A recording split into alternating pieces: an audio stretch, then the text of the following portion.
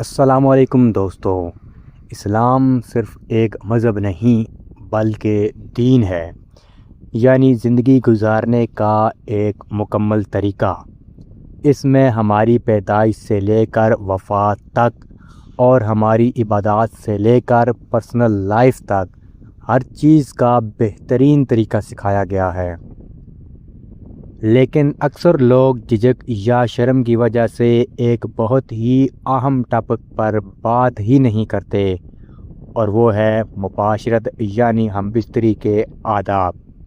کیا آپ جانتے ہیں کہ میاں بیوی کا آپس میں پیار جتانا بھی اسلام میں ثواب کا کام ہے، بشرطے کہ وہ سنت کے مطابق ہو؟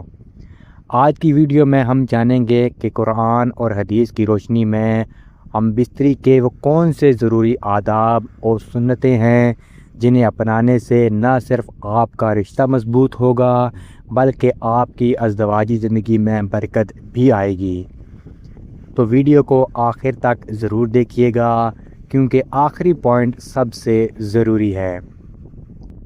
پہلی چیز، پاکیزگی اور خوشبو۔ سب سے پہلی چیز ہے پاکیزگی۔ سنت یہ ہے کہ میاں بیوی دونوں صاف ستھرے ہوں، مسواک یا برش کیا ہو تاکہ منہ سے کوئی بدبو نہ آئے، اور اچھی خوشبو یا عطر کا استعمال کیا گیا ہو۔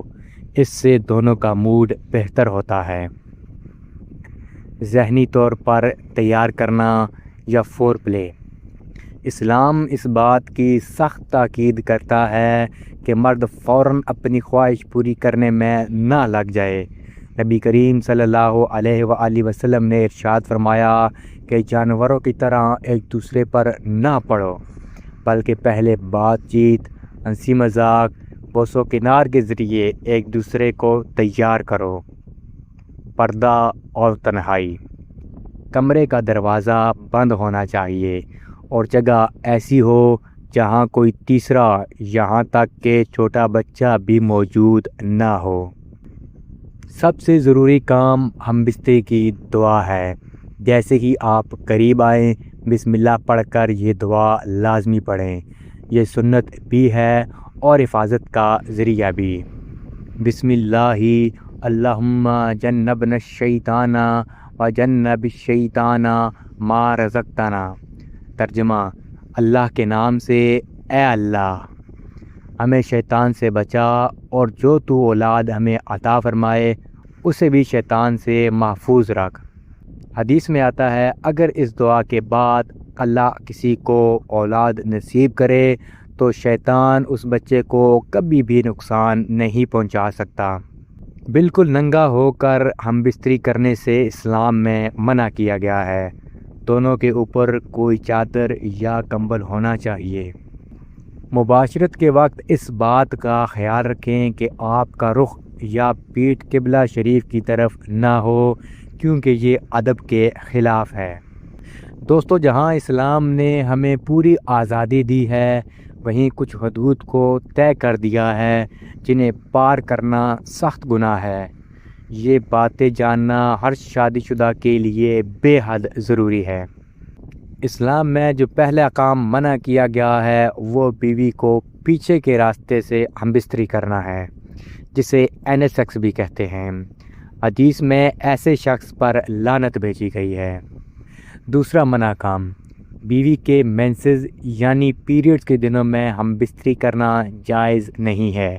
یہ میڈیکل طور پر بھی نقصان دہ ہے اور مذہبی طور پر بھی منع ہے۔ اگر آپ یہ جاننا چاہتے ہیں کہ پیریڈز میں بیوی کے ساتھ ہم بستری کرنے سے کیا نقصان ہو سکتا ہے تو ہماری پلے لسٹ میں اس پر بھی ایک ویڈیو موجود ہے۔ تیسری بات، اپنی پرائیویسی یا ہم بستری کی باتوں کو دوستوں یا کسی تیسرے انسان کے ساتھ شیئر کرنا بہت بڑا گناہ ہے۔ ہم بستری کے بعد میاں بیوی دونوں پر بغیر غسل کیے نماز پڑھنا اور قرآن کو چھونا جائز نہیں ہے۔ سنت یہ ہے کہ فوراً یا صبح و فجر سے پہلے غسل کر لیا جائے۔ اگر فوراً غسل نہ کر سکیں تو کم از کم وضو کر کے سوئیں۔ تو دوستوں یہ تھے وہ پاکیزہ آداب اور سنتیں جو ہماری شادی شدہ زندگی کو پرسکون اور بابرکت بناتی ہیں۔ اگر ہم ان باتوں کا خیال رکھیں تو ہماری محبت بھی بڑھے گی اور اللہ کی رضا بھی حاصل ہوگی۔